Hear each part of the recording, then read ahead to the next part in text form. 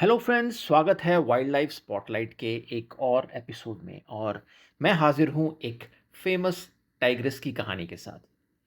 आज हम Bandhavgarh tiger reserve की ही एक ऐसी बाघिन के बारे में बात करेंगे जिसने सर्वाइवल ऑफ द फिटेस्ट धारणा को गलत साबित कर दिया है।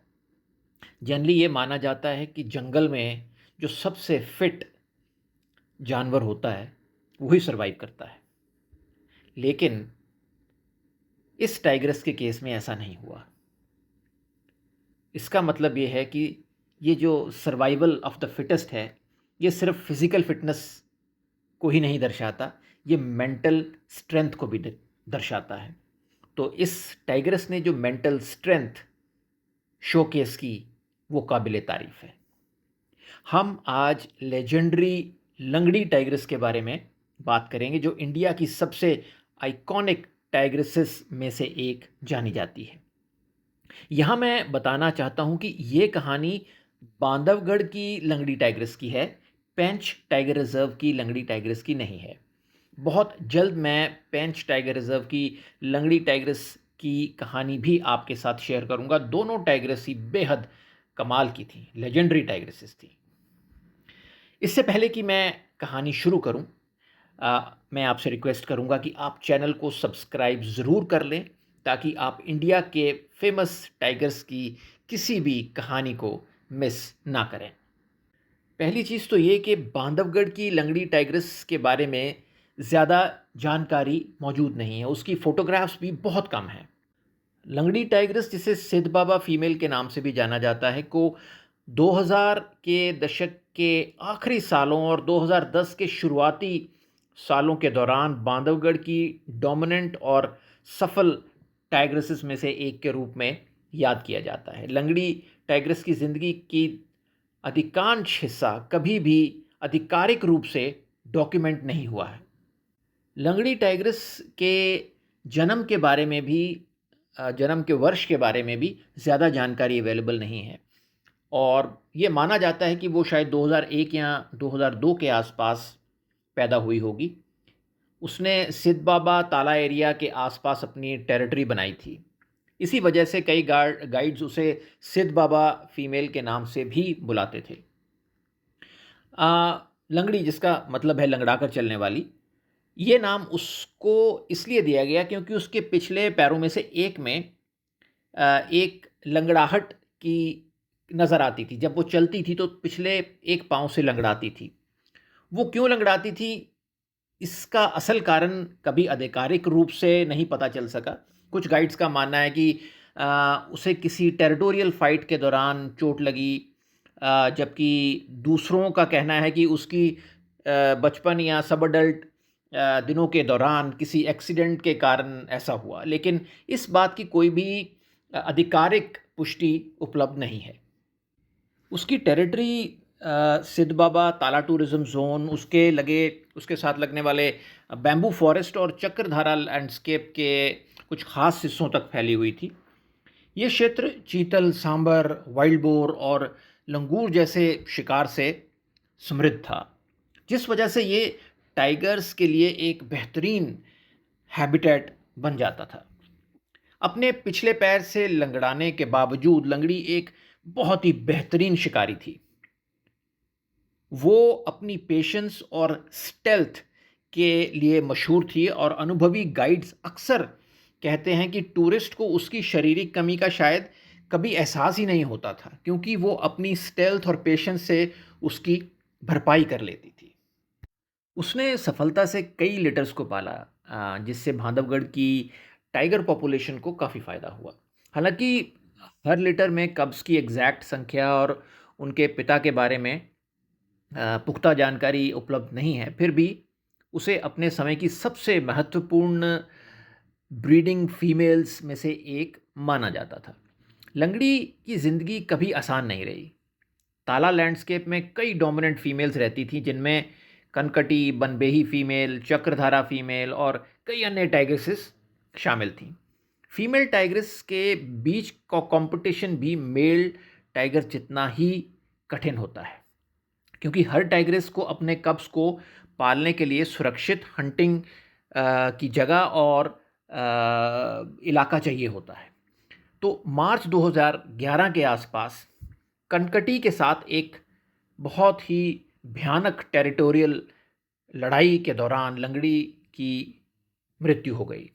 इस वर्जन को अ, कई पुराने बांधवगढ़ के गाइड्स लगातार शेयर करते हैं और ये बांधवगढ़ टाइगर की हिस्ट्री में कई बार दोहराया जाने वाला एक हिस्टोरिकल इवेंट है।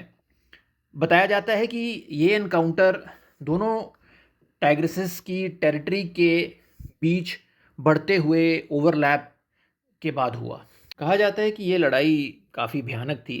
इस संघर्ष में लंगड़ी को गंभीर चोटें आईं और कुछ समय बाद उसकी मृत्यु हो गई। लंगड़ी की मौत के बाद कनकटी डोमिनेंट बन गई और उसने लंगड़ी के सिद्ध बाबा लैंडस्केप के कुछ हिस्से पर अपना कब्जा भी कर लिया। ये फीमेल टाइगर्स के बीच टेरिटोरियल सक्सेशन का एक सामान्य उदाहरण था।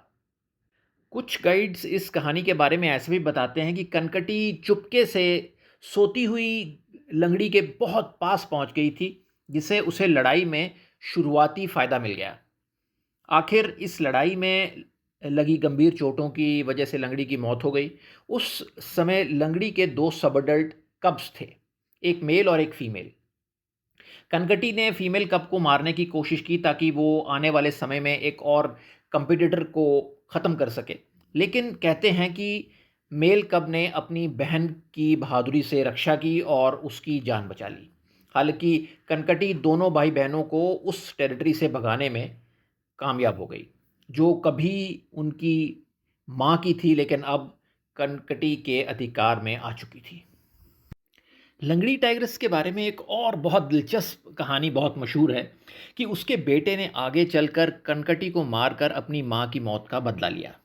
ये बांधवगढ़ की सबसे मशहूर कहानियों में से एक है। हालांकि ऐसा कोई आधिकारिक फॉरेस्ट डिपार्टमेंट रिकॉर्ड उपलब्ध नहीं है कि जो ये साबित करे कि लंगड़ी के किसी बेटे ने जानबूझकर अपनी माँ की मौत का बदला लेने के लिए ओल्ड कनकटी को मार दिया था। कुछ गाइड्स का मानना है कि लंगड़ी का एक मेल कब बाद में डोमिनेंट मेल बना और उसने फॉरेस्ट में अपनी टेरिटरी का एक्सपेंशन करना शुरू किया और इस दौरान उसका सामना कनकटी से हुआ, क्योंकि बाद में कनकटी भी किसी टेरिटोरियल फाइट में ही मरी थी। इसलिए कई कहानी सुनाने वालों ने इन दोनों घटनाओं को जोड़कर एक नाटकीय रिवेंज की कहानी, एक बदले की कहानी बना दी। हालांकि ऐसा कोई साइंटिफिक एविडेंस नहीं है कि उस टाइगर ने कनकटी को अपनी माँ की हत्यारी के रूप में पहचान लिया और बाद में बदला लेने के लिए कनकटी को मार दिया। टाइगर्स इंसानों की तरह रिवेंज बिहेवियर नहीं दिखाते। उनके बीच होने वाली टेरिटोरियल फाइट्स टेरिटरी पर कब्जे के लिए होती हैं, बदला लेने के लिए नहीं। टाइगर को ज़िंदगी में और भी काम करने होते हैं उसको, और 3 साल की उम्र के बाद टाइगर के दिमाग में कोई रिश्ता नहीं बचता। ना उसे अपनी माँ का पता होता है ना बाप का। उसके दिमाग में सिर्फ टेरिटरी और अपनी वंश को आगे बढ़ाने की, अपने मेट को ढूंढने के अलावा और तीसरी कोई चीज़ नहीं दिख रही होती। तो बदला लेने का तो सवाल ही पैदा नहीं होता। इसलिए ये कहानी एक पॉपुलर मिथ है और इसमें सच्चाई कोई नहीं है।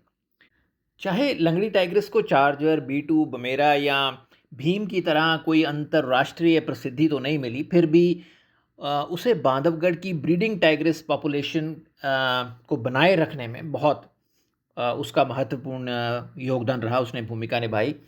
और इससे ये साबित होता है कि एक घायल टाइग्रेस भी एक सफल शिकारी बन सकती है। शारीरिक विकलांगता सफल मातृत्व में ज़रूरी रूप से बाधा हो ऐसा नहीं है। और दूसरा, फीमेल टाइगर्स के बीच होने वाली टेरिटोरियल बैटल्स जो होती हैं, जो लड़ाइयाँ होती हैं, वो पूरी लैंडस्केप के भविष्य को, पूरे एरिया के, पूरे इलाके के भविष्य को प्रभावित कर सकती हैं।